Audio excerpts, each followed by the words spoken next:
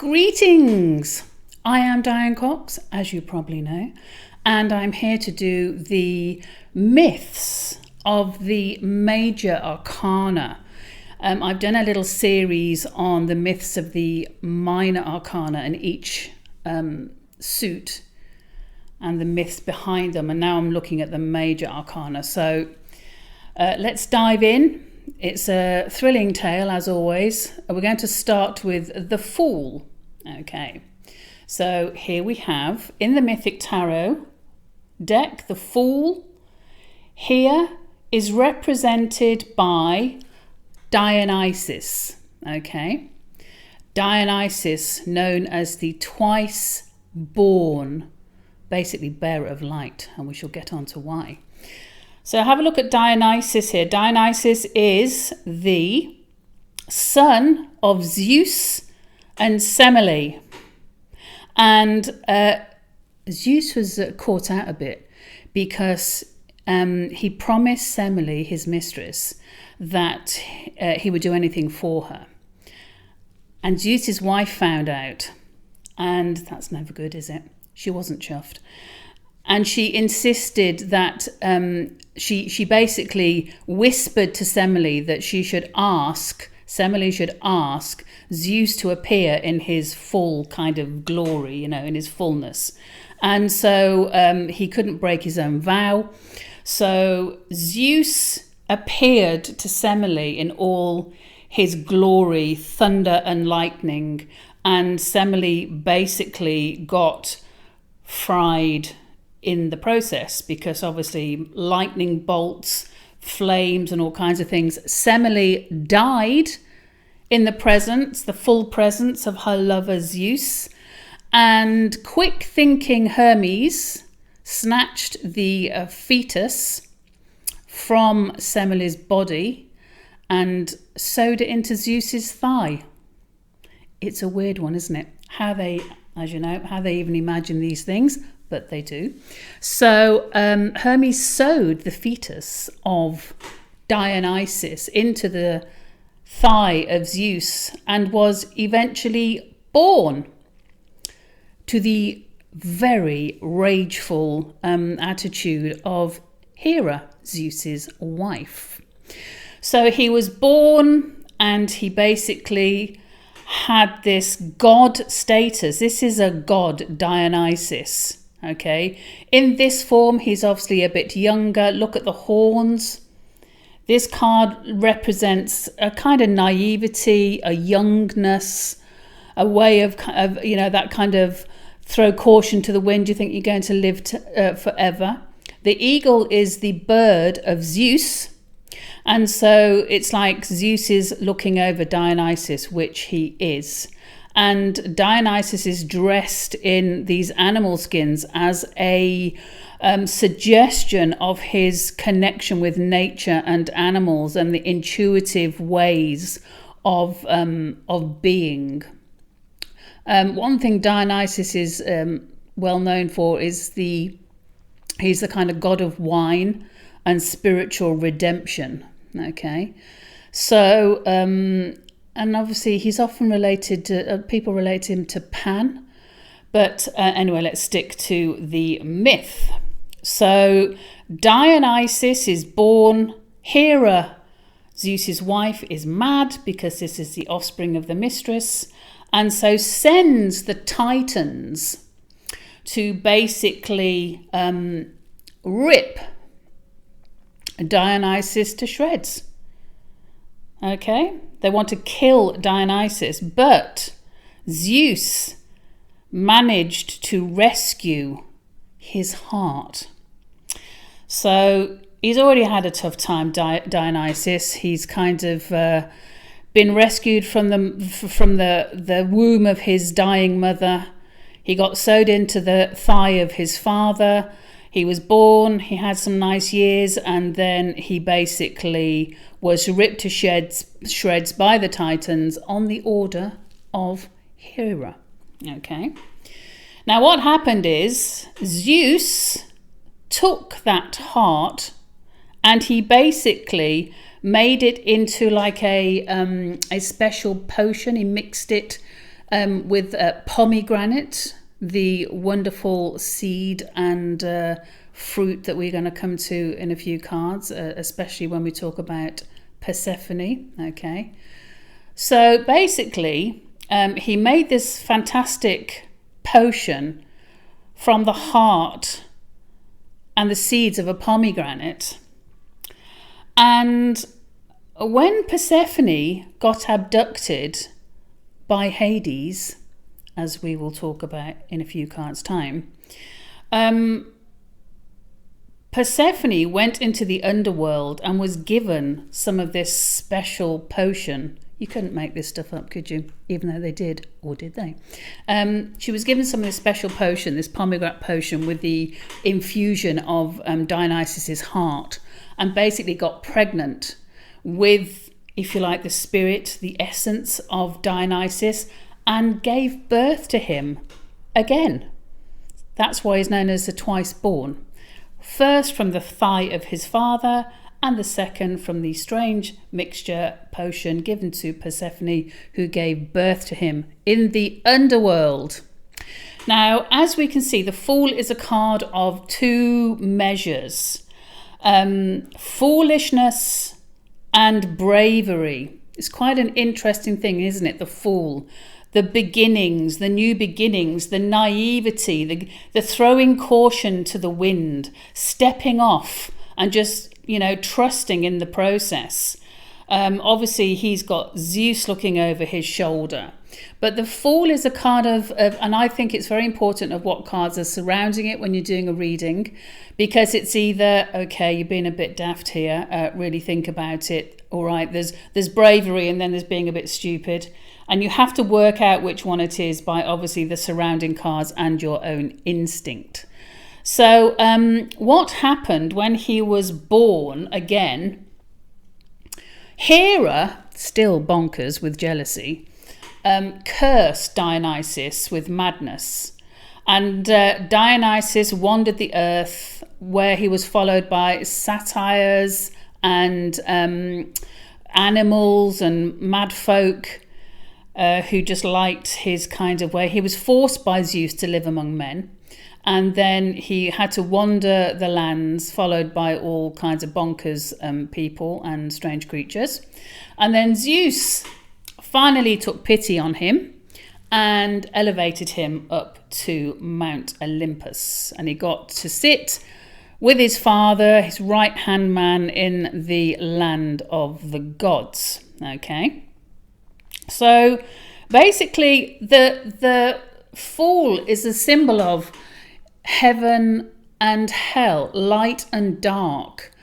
That choice between being daft and, like I say, making just having trust in the universe, or literally being foolish and making strange decisions when you're not quite, maybe not quite with it. What I haven't mentioned, I quite like here, is the sunrise.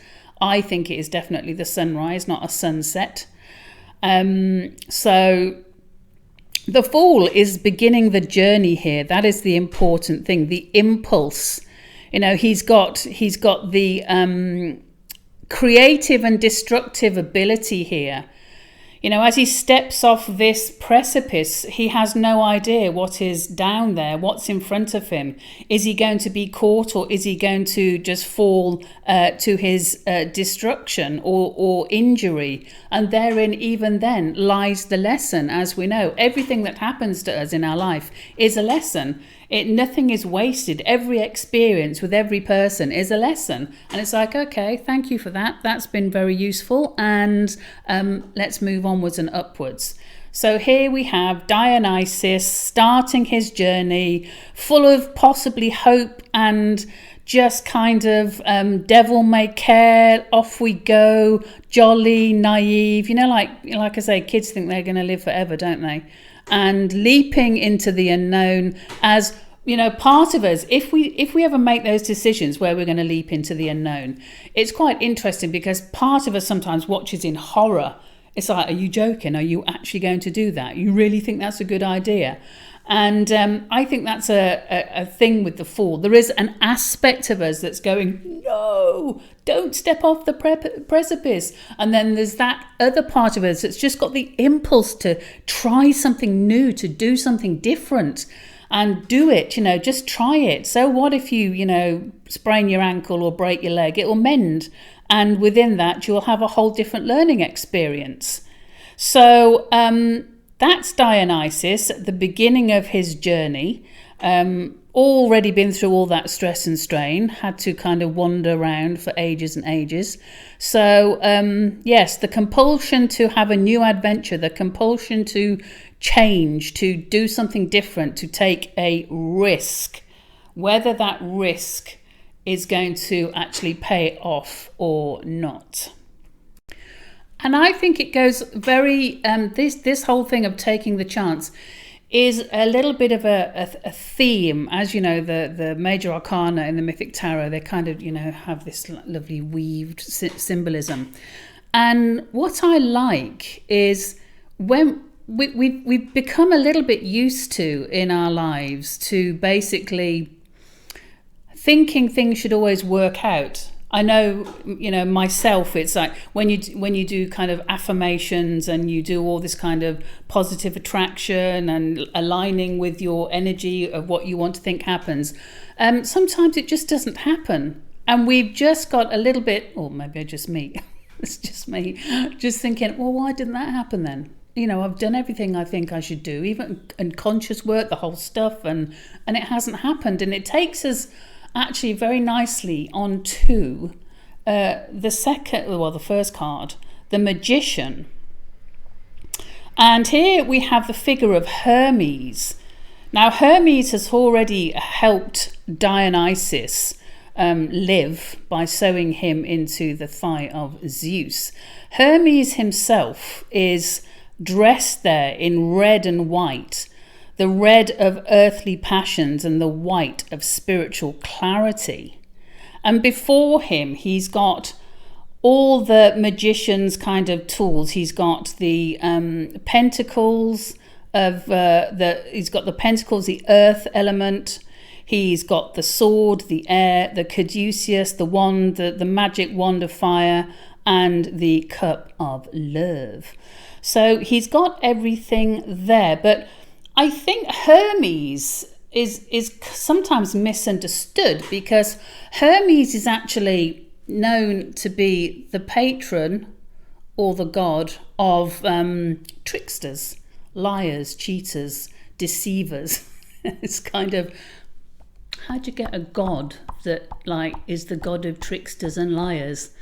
It's kind of, is there a load of people who are like criminals and stuff that just all hail Hermes? It's kind of, it's like, okay. But his main I think his main purpose, Hermes, in this card, in this deck, in this part of the myth, because obviously they are massive, these myths, is as a guide. Hermes is a guide, and he's often, in the old days, they used to put, at crossroads, they used to put some kind of blessing or something for Hermes in order to find their way and be guided by Hermes. And the Fool, until he steps off, until he basically, and he doesn't know where he's going, does he? And he lands here, and here is Hermes, ready to show the way. Okay, the inner guide, the inner listening. So you have Hermes there as, like I say, the trickster. He is the patron kind of saint of wanderers and homeless people and, nomads and stuff, because he guides them. He gives them guidance, and as in inner guidance and sometimes physical guidance. You look out for the signs from Hermes. So there he is with his cup of fortune, his sword for the mental, as you know, mental agility and power, and the pentacles for good luck. And also the pentacles, Hermes, as you know, the caduceus is often used in a sign of business, commerce. Hermes is the patron god of commerce and business. So here he is. He can signify a change of fortune in a reading. He can signify someone finding their way or someone needing to find their way. You know, it's like maybe someone's feeling lost, and it's like, okay, just go inwards to find your way, find your direction, and just see how you can actually go forward. He is his father is Zeus, and his mother is Maya, who's known as Mother Night. And therefore Hermes is representative of kind of a spiritual light and primordial darkness. And you'll find a lot of this in the Mythic Tarot. This kind of balance of polarity. All the characters, the gods and goddesses and characters, you know, there is homage to the shadow side of each one, which I think is brilliant, because that's life, isn't it? So here he is. So like I say, the Fool is lost without him, and he actually. So the story there's a story regarding Hermes, and it's in the book, and this is the one that's told, is that Hermes at the age of 2 basically crawled out of his cot and toddled into a field where Apollo was grazing his cows. Why does the sun god graze cows? Can anyone tell me that? Why is this? Anyway, you wouldn't think the god of the sun would be grazing cows, would you? But he seems to be. And basically what Hermes does is he steals the cows, and he puts on his sandals facing backwards, so Apollo goes in completely the wrong direction looking for his herd of cattle. And, you know, obviously from a young age, Hermes is, like I say, a bit naughty, a bit rebellious, likes a good laugh at other people's expenses. And what happens is Apollo finds out and comes to basically really kind of tear a strip off Hermes. But Hermes makes Apollo a lyre, like an exquisite, you know, the instrument, the lyre, out of a tortoise shell, and tells Apollo what a beautiful voice he has, and he's made him this beautiful instrument so he can sing and, you know, bring magic into the world by his voice and all that. And Apollo is so flattered that he kind of forgets all about the cattle, and he gifts Hermes the ability to gift other people, if you like, prophecy. So he's basically, Apollo teaches him geomancy, earth magic, prophecy magic, and hydromancy, divining with water, and pyromancy with fire, and aeromancy with air. So he gives them all this kind of ability to prophesize using all the elements. I'd love to do that. I've been thinking about that, you know, doing some like prophecy with fire. I love that. So yes. So when the magician comes into this spread, it's obviously, I always tend to think with a magician this. I think you've got all the tools in front of you. You've got everything that you need there in order to find your way and bring about what you need. And obviously what I love about the magician, and I think this is, let me just show you this. Let me tell you what it is first. So obviously the magician is pointing to the sky, and one hand is up, and it's a channel. He's channeling energy from the sky, from Zeus down into the earth. Okay, and there is magic right there. Channeling energy and bringing it and manifesting it into earth. Now look at the positions of the arms of these two. I mean, I don't think that pointed finger pointing down in the Fool is a mistake.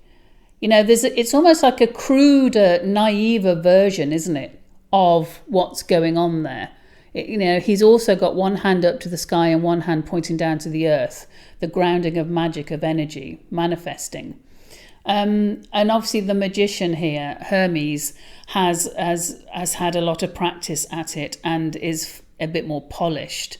So the main thing about Hermes is guidance, the inner guidance, going inwards. He, like I say, is red cloak, earthly passions and spiritual clarity, and really going in and meditating and listening to the inner voice, and maybe feeling lost, maybe needing to find your way, and being told to seek inwards. This can also be a card of things not yet manifested, waiting to happen, things just on the brink, again finding the way to manifest it, to make things happen.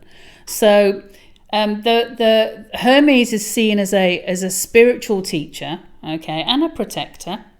And basically, like I say, the Fool has to come into contact with Hermes to find that inner guidance, that spiritual teacher and the protector. This is also about the unconscious power to manifest, the unconscious wanting to become conscious, finding that bridge between the deep heart message, the soul message, and the message of you living your life on a day-to-day basis, okay, and finding that way. Feeling like you're at a crossroads and really having to reach deep down into yourself in order to know which path you need to take. So that is the magician, Hermes. So we've had Dionysus and we have the magician. And then, of course, we have the Empress, the beautiful, fertile, full figure of Demeter. So the Empress is represented by Demeter. Beautiful, the waterfall of fertility, flowing, feelings, intuition, the earth. Look at the fertile land. So beautiful, that fertility. 12-stone necklace representing the zodiac. Okay. And the diadem of castles representing security, safety, and peace. So the Fool meets the sensual, sensory world of Demeter, the mother of the earth, like Gaia. Demeter is the mother figure.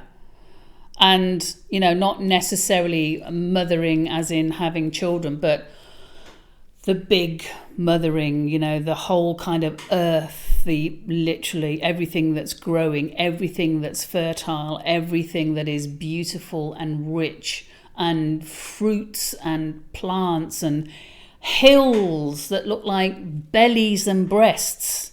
Look at that. I love it. I mean, she's a kind of comely woman herself, isn't she, Demeter? So you probably know the story of Demeter. So she's like I say, the Mother Earth, goddess of nature, and also goddess of basically marriage and birth. Resides over gestation and birth, and again, not just physical, baby births, but whatever you're birthing yourself. And basically she taught men ploughing and tilling of soil, and she taught women how to grind wheat and bake bread. I'm sure there's much more than that, but hey, we are going along with the lovely Mythic Tarot, the aspect of that which she is. So you probably know the story of Persephone. So Demeter is the mother of Persephone. We will meet Persephone in a few cards' time. Excuse me. But basically, Persephone went out looking for, I forget what it was now. She went out picking, flowers. And she disappeared. She completely disappeared. She disappeared for years, and Demeter was just in absolute sorrow at losing her daughter. So much so that she basically stopped giving her energy to the earth, and everything started to die. So there was no food, no wheat, nothing to eat. And the people of the lands were begging Demeter, for something to be done. And what happened was, who was it now that basically told Demeter? Demeter came in disguise to someone. It's someone in the Minor Arcana. I'll find out, and I'll put a little note when I make the video, edit the video. So what happened is basically Demeter found out that Persephone had been abducted by Hades and taken into the underworld. And so Hermes, good old Hermes, made a bit of a pact and a deal, and went down to the underworld and made a deal with Hades. And what happened was, because, well, I won't tell you that. I won't tell you too much about Persephone until we come to her little story. But there was a little pact made where Persephone would live with her mother for 9 months of the year and go back to be with her husband, Hades, for 3 months of the year, hence winter, when nothing grows. And Demeter is mourning.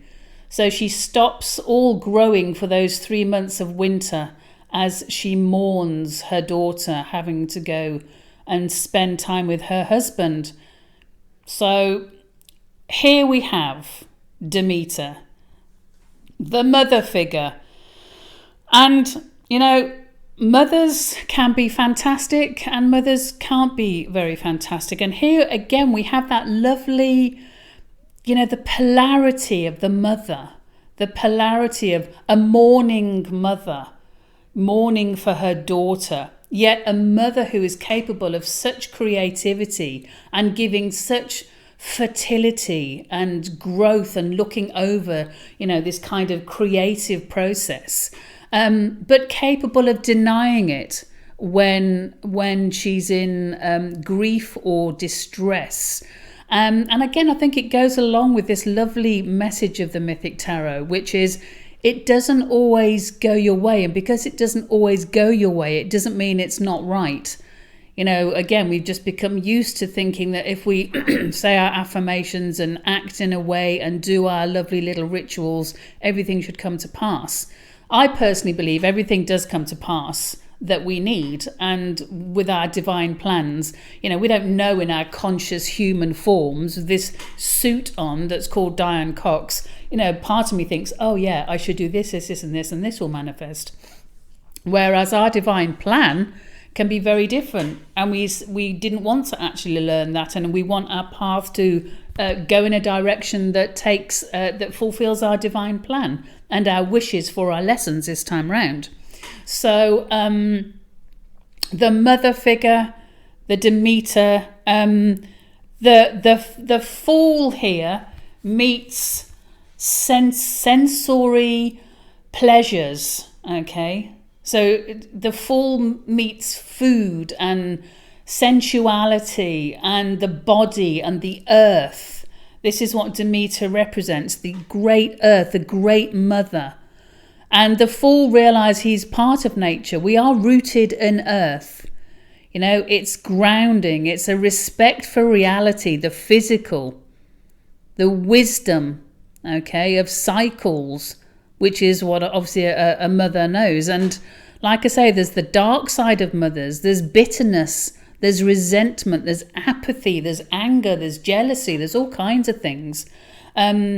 So, sometimes if you get the Empress reversed, it can sometimes mean maybe the dark side of the mother, or obviously think creative projects not coming to fruition the way you really want it. But it's an earthly phase of life. It's creativity. It's child creativity. It's having children. It's art. It's collaborations. And As with earth, you have to be patient. Things don't come immediately. You don't plant a carrot and next week it's edible.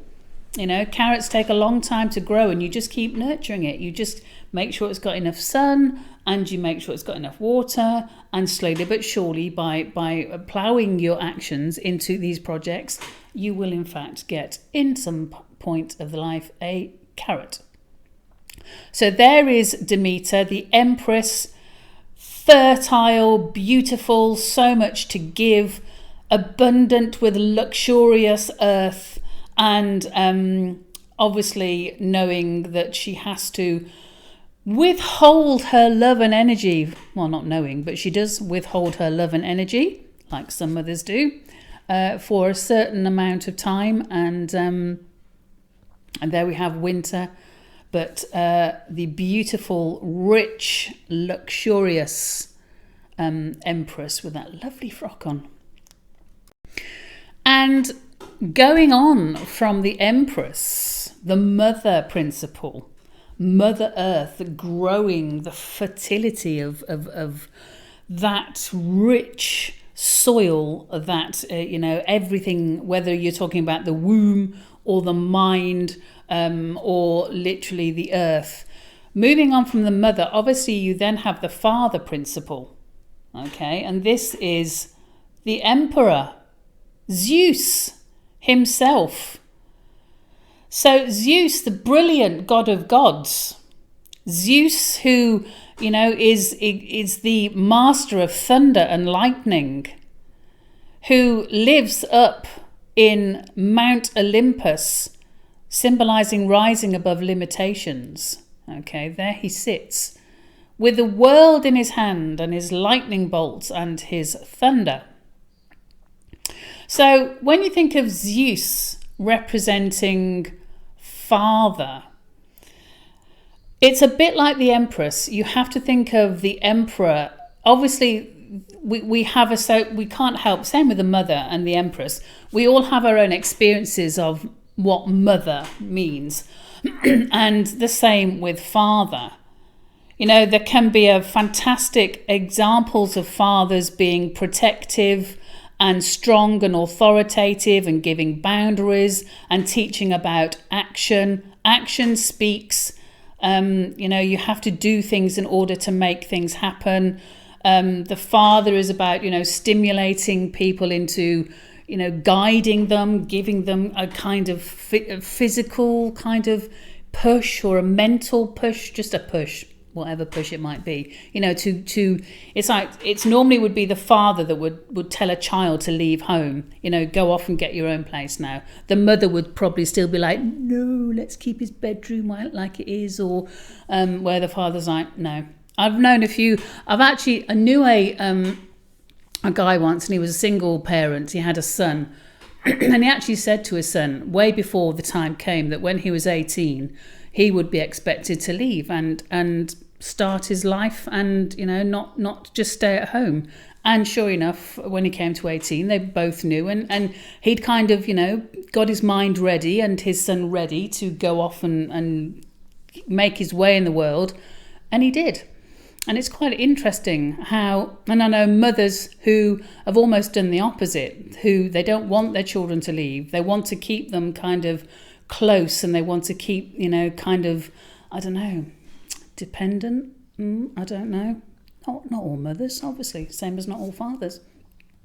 So here's Zeus, the god of gods. Wonderful. So the story of Zeus, as you may know this, Zeus is the son of Kronos and Rhea, and Kronos was given a prophecy about one of his sons overthrowing him.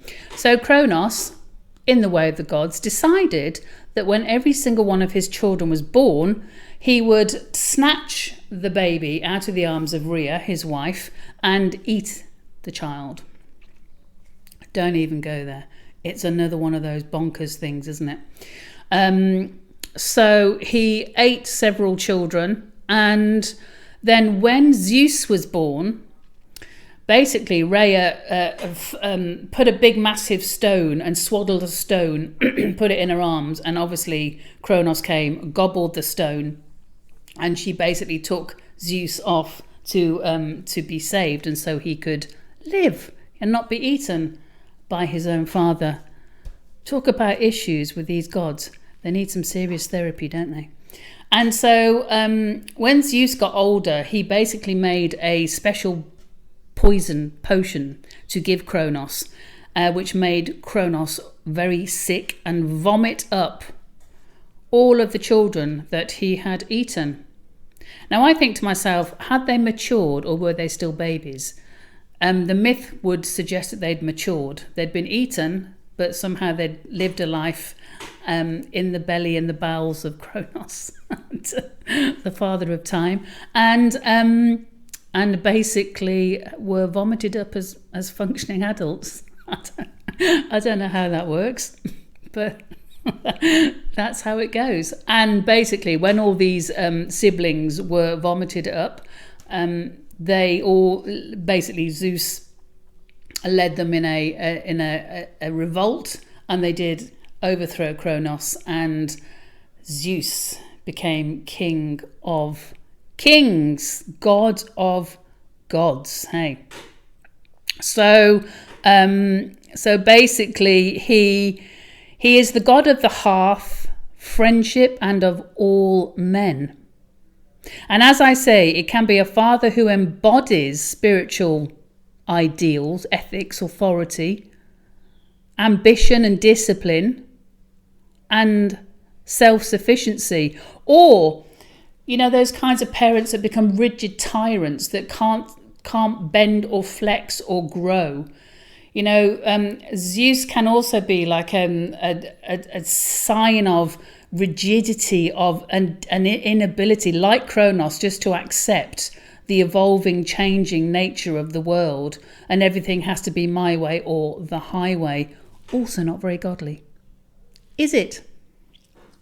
What about, you know, kind of, you know, everyone joining in and kind of just give and take and all that kind of stuff?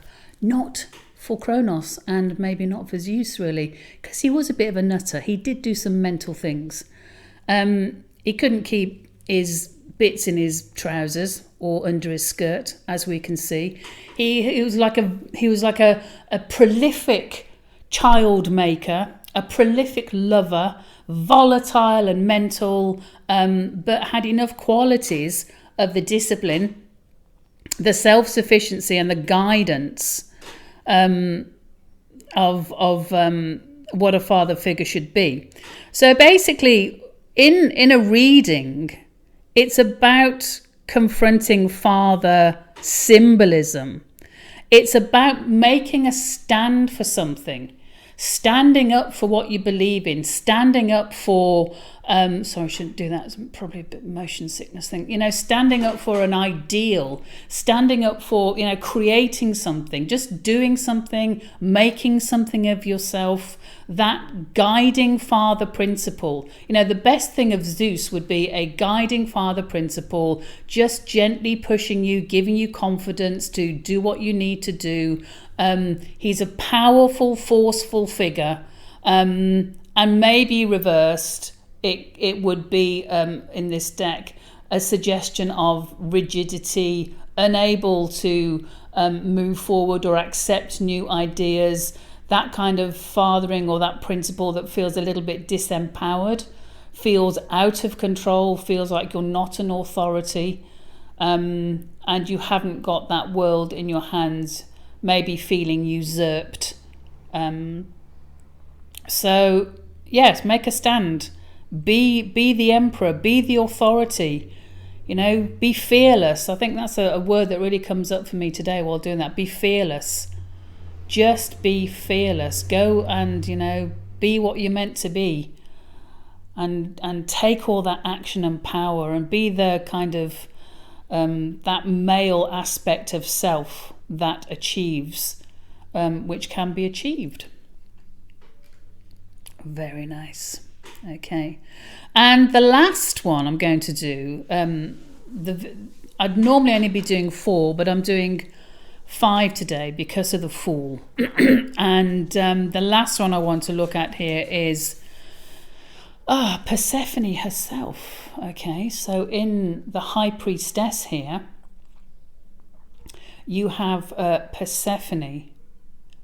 So basically what happens to Persephone, you see the descent from the fertile land of Demeter. She's descending into Hades in this myth between the two pillars. Obviously in the Kabbalah, the middle path is the path of between the kind of extremes of nastiness and mercy. You have the middle path. So here you've got Persephone. What happened to Persephone? So she went out one day. Demeter is her mummy. So Persephone went out one day to pick narcissus flowers. And while she was picking flowers, Hades saw her, fell violently in love with her, and decided to snatch her and take her down in his chariot into the underworld. Okay.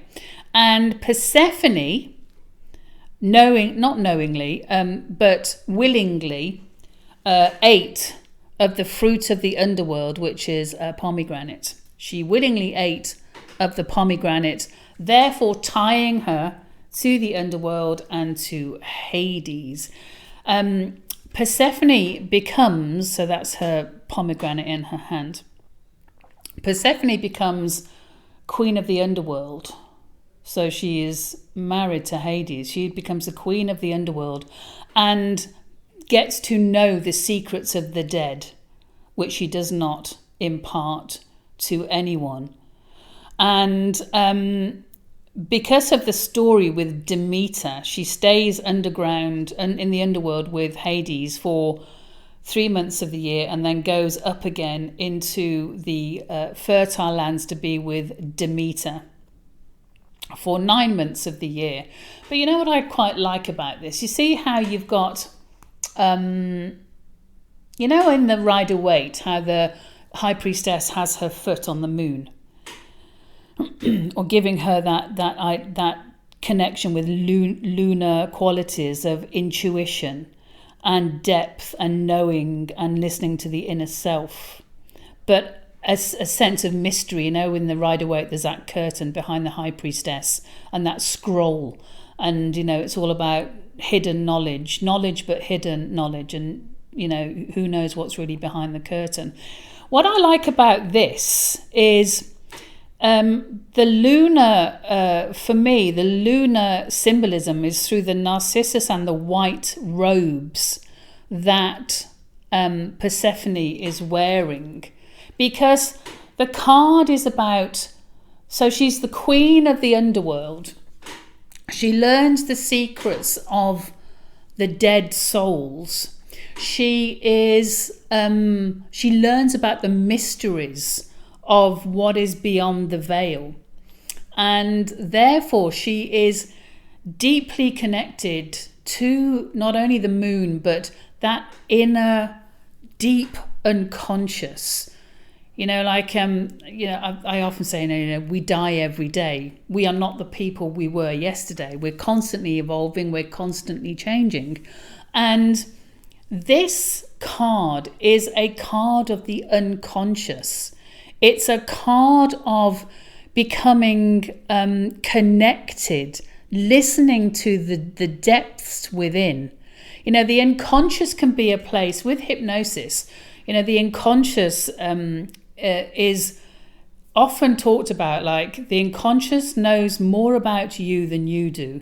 Your unconscious knows more about you than you do, because our conscious filters are always, hyperactive and trying to work it all out, where the unconscious is always listening, always seeing, and it stores, it is said, everything. Which is why, if you want to change habits and stuff, and you can access your unconscious and you can change the way you look at things, you can change habits and attitudes and behaviors and all that kind of stuff, if you connect with your unconscious. And this is what Persephone is about. It's about connecting with the deep, deep unconscious. It's about that real kind of that allowing yourself to make the time to listen, You know, it's all about listening to the wisdom, the inner wisdom of self. And I like the fact that it's about secrets, and that she won't divulge the secrets. And there's some things that I always think this when I do hypnosis with people. You know, there's some things that only we need to say to ourselves that never need to be mentioned to anyone ever, no matter. But as long as we say it to ourselves and we understand it about ourselves, and we constantly evolve because we are understanding and embracing ourselves. Same as, for me, astrology. You know, astrology is like the ultimate journey into self, into understanding the self and, you know, in relationships, understanding your partners and stuff.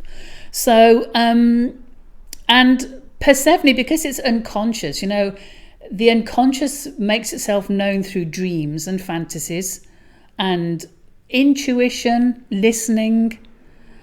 And this is all about this card in this pack is about, you know, being aware of the passage of time and how some things have to just stay in the dark until it's time for them to manifest. And it goes back to what I've been saying about why do we often think that things should manifest just because we've done what we think is right? I mean, some things are just consciously there, but not unconsciously. You know, it's said that we know what we're giving out unconsciously by what we're surrounded by. And no matter how consciously we do our work, our inner work, if unconsciously there's two different waveforms coming out. There's an unconscious waveform and then there's a conscious waveform. And the unconscious will again find its match and manifest what the unconscious is giving out, whereas sometimes the conscious one is just like, wait, it's a bit of a different kettle of fish, I've often found. So yeah, back to Persephone, the unconscious, knowing there's mysteries to leave, to understand, know that seeds are planted, and one just has to nurture the seeds and not try and force the birth and the manifestation of what we think we should have. Okay, so we basically have here in a kind of state. So what was I going to say there? And I was going to say about the kind of reverse. That was it. So when you're looking at the High Priestess reversed, you're kind of thinking, okay, not in touch with the unconscious.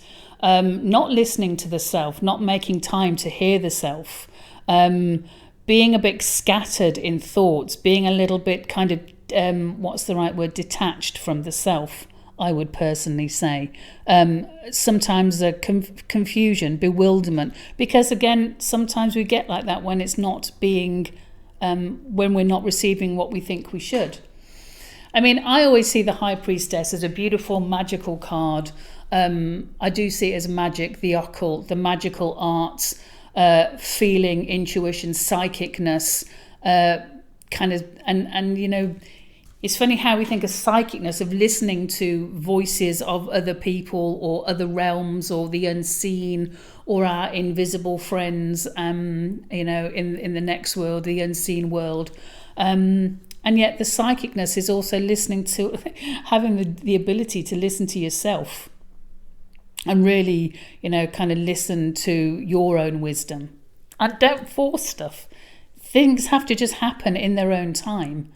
And I think the last thing I'll say is about the lunar connection, you know, the lunar connection to nurturing and to feeling and to being reflective. You know, the lunar light is reflective. It's reflecting. It makes you see things in a different light. And I also get that with the High Priestess. When I get the High Priestess, looking at something from a different light, looking at things from a higher point of view, you know, taking like it, you know, getting into your higher self and looking at a situation without prejudice, without the kind of confusion that can come, and just kind of clarifying the intuitive self. Well, there we go. I wanted to make these videos a bit shorter, but I've kind of gone on a bit. But like I say, the next one will only have 4 cards. I hope you've enjoyed that so far. What I haven't actually said here is I don't think I said it with the Emperor. After the Fool meets the Empress, he then meets this world of action. So the Fool Dionysus is developing as he meets the father figure, meets the authority, and realizes he has to become his own authority, and he has to kind of make things work, and he has to take on his own power with moral dignity and integrity.